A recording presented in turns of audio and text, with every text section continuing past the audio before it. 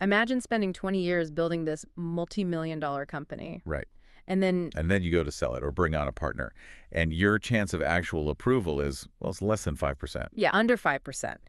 So today, we are doing a deep dive into why these brilliant founders accidentally just, sabotage their own life's work right at the finish line. Right. And to understand how to navigate that whole minefield, we're unpacking the Journey series written by Eber Zain. He's the managing partner at ACE, which is a boutique cross-border investment advisory office. Exactly. And our mission today is to unpack his 3 counterintuitive tips for business owners facing these massive transactions. Let's just start right with the foundation, which is intention. Yeah, a clear intention to deal. Because Zain writes about how owners often just get cold feet at the absolute last minute, or they enter negotiations with these wild misconceptions about how the partnerships actually work. But why do they panic? I mean, they are so close to the goal. Well, usually it's because they haven't really decided what they actually want the capital to achieve, which is why the source heavily advocates for institutional capital over, say, individual investors. Okay, so like established funds. Right. Because institutional capital comes with this rigid structure. You've got specific investment committees, analyst teams, clear written mandates. So it's not just a quick cash injection. You're buying into a system that prevents panic decisions based on just like one single investor's whim. Yes, exactly. It relieves founders from that crazy pressure of having to generate immediate returns just because an individual backer gets nervous. It's a buffer. I mean, having no clear intention, it's basically like driving a sports car with a completely broken GPS. Like, no matter how fast you're moving, you're not going to end up in a good place. That is a great analogy. And if intention sets the destination, the second tip is about who is actually flying the plane. Ah, right. The do-nothing rule. Yeah. It is the most difficult advice for any driven business owner to accept. You have to step back. Which goes against their entire DNA. Like, if you're a founder listening to this, you're probably used to fixing literally every single problem yourself. Right, you're a problem solver. Exactly. But Zain uses this vivid analogy.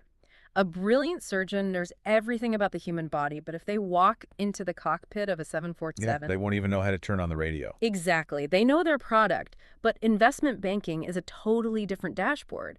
So why do otherwise brilliant founders insist on flying the plane themselves, usually ending up nose down? It's the psychology of it. They suffer from hyper self-reliance. Well, Or they fall victim to the sunk cost fallacy. They spent so much energy trying to close it themselves, they refuse to let go. wow. Yeah, combine that with just sheer founder burnout, and it's a disaster. And institutional investors have radars for this. They will literally blacklist an unpiloted plane. Meaning, if a pro isn't in the cockpit, they won't even clear you to land. Exactly. Okay, so you realize you need a pilot. But how do you avoid hiring a fraud? There are so many guys out there promising shortcuts. Well, you have to find a true deal maker and totally avoid brokers. Zain notes how crucial early quiet filtering is.